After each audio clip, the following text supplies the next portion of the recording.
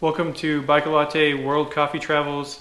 We talk all about all the great coffee shops in different towns and cities across the world that I visited to help you find better coffee. Today we're going to talk all about Seattle, Washington coffee. It's like the home of specialty coffee, right? I mean, Starbucks started there.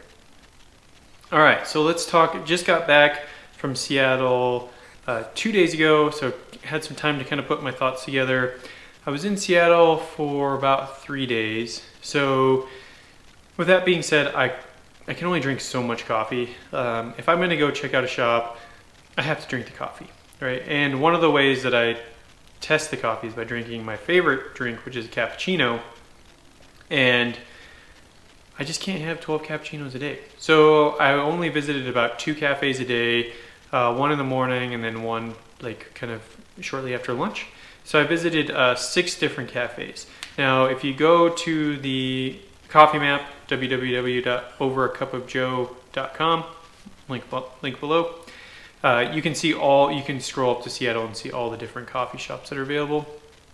So I didn't get to visit everyone. So by no means is this a comprehensive guide. I would need to spend a few weeks in Seattle just traveling around to the different coffee shops, even visiting places like Starbucks's Reserve Roastery, which I have had coffee from that was really amazing.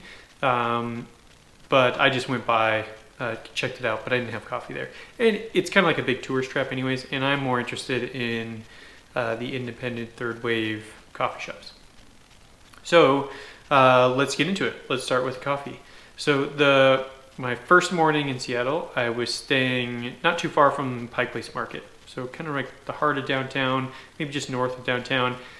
And I went to Storyville. And Storyville has a cafe that is kind of tucked upstairs near the Pike Place Market, and it's kind of hidden. So you have to know where it's at. Again, go to the coffee shop map. You should see it on there.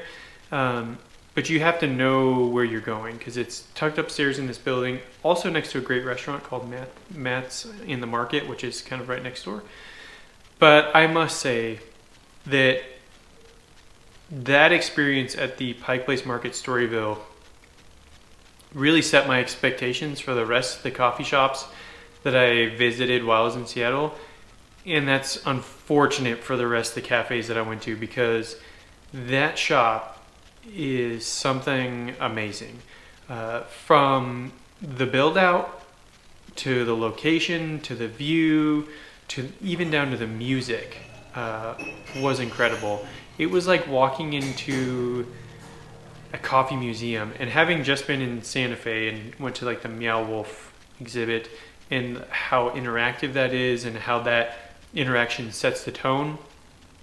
The Storyville on Pike Place Market was like the same thing. It was just an experience from start to finish. The interesting thing is that I also ate breakfast at that Storyville location, and generally I'm pretty simple with my food choices. So I had oatmeal with berries, and actually the oatmeal is amazing. I mean, who would have thought oatmeal could be amazing? I mean, I can make a decent oatmeal at home, but I mean, it was really great. So not only was the coffee great, but the oatmeal is great. What is also interesting about Seattle that I found is that the oat milk craze hasn't really set into Seattle yet. There are a few shops that had oat milk, and I'll talk about them later. But Storyville actually still has soy, which I appreciate. I feel like soy has gotten a bad rap. It's for another video. We could talk a lot about the research around soy milk and its benefits or maybe non-benefits. That's for another video. So it was nice to kind of see them still having soy. I like the way soy milk tastes. I think it really still has a very good creamy milk kind of texture and flavor. So I had a soy cappuccino and an oatmeal, and it was amazing. And the view out the window looked out over the harbor was just incredible. So again, Storyville at the Pike Place Market was by far my favorite cafe. It was just everything from start to finish. It's so well thought out. The build out is amazing. I could spend days there. If I lived in Seattle and I worked downtown, or if I had a choice of places to work, I would probably go there. What is also interesting about that Storyville location is that I felt I was amongst locals. So even though I thought, well, it's going to be Pike Place Market, it's probably gonna be a lot of tourists there. It's, you know, maybe not a representation of what their local other, because they have multiple cafes around town, maybe not representative of what their other cafes are gonna be like. However, I feel that it was mostly locals there, and I think this has a lot to do with where it's located. So it's kind of upstairs in this building. You have to seek it out. You have to know where you're going to find it. And with like the original Starbucks being a block away, I mean, there's just a lot of things from a tourist aspect that pull, now having been there and had time to think about it, that pull the tourist away and draw more of a local crowd. So actually there's a lot of people that were working there, and I don't blame them. It's an amazing place. The coffee's great, the food is great, the views are amazing. Yeah, it's just a really great place to be. So unfortunately for the rest of the cafes, that Storyville location really set the tone of what I was kind of expecting in my Seattle coffee experience. And to be 100% honest, it was just hard for the rest of them to live up to that high of quality, like to that level. And the other interesting thing is when I went there, they had asked me if I'd ever been there, and they give a free mug to every customer. So also pretty cool. I mean, great marketing tool. Yeah, so it's great. So went to Storyville. At lunch, went up to a place that was up in Capitol Hill, and I had a choice between Stumptown or Cafe Vita. I did walk down to Stumptown just to check it out, but Stumptown I feel is more of a Portland coffee, even though they do have a Seattle location. And Cafe Vita, having had their coffees before and not being to one of their cafes, I decided to check that out. So I went to the Cafe Vita that's in Capitol Hill. Great spot. Their roastery was there, and what was really cool is they have these big windows that allow you to kind of check out their whole roasting facility. That was really cool to see. The coffee was really good. The build out's nice. It's kind of got like more of a rocker theme, kind of music kind of tone or element to it. But great place. Definitely a coffee shop I would go back to. The coffee was good. Again, it's kind of hard because they I was buying drinks for myself and somebody else, and of course cappuccino, and they had oat milk. So this is one of the cafes that had oat milk, so I was able to get an oat milk cappuccino. But I'm waiting there, and it took a really long time to get the drinks because they just hadn't dialed the espresso in. And being that nobody else was in line, I kind of feel like from a customer service standpoint, the espresso machine should have been dialed in the morning and kind of maintained throughout the day. And then so come 1 o'clock, shouldn't be going through this dial-in process. And we waited a really long time just to get a couple of drinks. But I feel that that's probably not the case. It's probably not how your service is always going to be at that location. It was just kind of bad timing on my part and their part. But yeah, Cafe Vita was in Capitol Hill. It was really good. I have actually done a coffee review on Cafe Vita, so I'll put up a little video here if you want to check out a review on Cafe Vita's actual espresso that I ordered and kind of brewed myself. You can check that out. The next day, my friend and we went up to Herkimer, which is kind of up near the Space Needle, and I actually had them confused with another coffee that I went to, another coffee shop that I went to. So I had higher expectations because I thought it was the one that people had been telling me a lot about. And Herkimer, unfortunately for me, was just my least favorite. Cool location, cool build out, kind of like a 2-story bi-level kind of setup, which was neat. My buddy that was with me said he actually enjoyed that atmosphere the best, that he thought that the build out was the nicest. However, for me, the coffee was good, but not great. And the cappuccino, again, was this kind of weird dry foam thing. It was still only one size, and it was 6 ounces, but it was like this weird dry foam. It wasn't like a latte, 6-ounce latte with a little thicker foam. It was, again, kind of that traditional Starbucks dry foam on top, that really thick, heavy, airy dry foam. A foam so thick you couldn't like pour latte art with it, and they didn't. It was just kind of like this white blob on the top. The coffee was decent, but it wasn't amazing. It didn't blow my socks off. Still a great shop, and they have multiple locations, but not my favorite. Especially having been to Storyville and then going to Cafe Vita, it was kind of like, meh, it was okay. That afternoon, I then went to Slate Coffee, which is in downtown Seattle, kind of in the heart of the business district. Build out was very kind of rough around the edges, not very refined. and not rough in like a deliberate way. It was just kind of I'm assuming the real estate was insanely expensive, and they probably were just trying to save some money on the build out, because it was, yeah, I mean, it was nice, but not really. You know, it was kind of rough around the edges. Not a lot of merchandise, very kind of open, almost very warehousey feeling. Coffee was good. They also had oat milk, and yeah, had a cappuccino. Coffee was decent. Nothing, didn't blow my socks off. Wasn't amazing. Kind of like Herkimer. So my second day was kind of having had this, the first day being so great with amazing coffee, and then going to Herkimer, and Slate coffee was kind of okay. I've had better coffee in Santa Fe, New Mexico, a place where you generally don't think of specialty coffee. So yeah, Slate coffee was pretty good. Again, Slate is another one that has multiple locations. I wasn't able to check them all out. I kind of had to, based on my day, plan on which ones I was going to go to, and so I ended up, it was near downtown, so I went to the one, mostly because I could walk to it too. So I walked to the one in downtown Seattle. Yeah, again, not bad, not great, pretty good, but yeah, just yeah. My third day in Seattle, we drove up to Milstead. So the second day, I had gotten Milstead and Herkimer confused. So everybody was telling me, you got to check out Milstead. Go check out Milstead. And Milstead has a couple of things going for it that are great. One, it is just in a really amazing neighborhood. It's just in northern Seattle. I found that the northern part of Seattle kind of drew me in a little bit more. Especially I was spending a lot of time working, was just on the northern side of Seattle.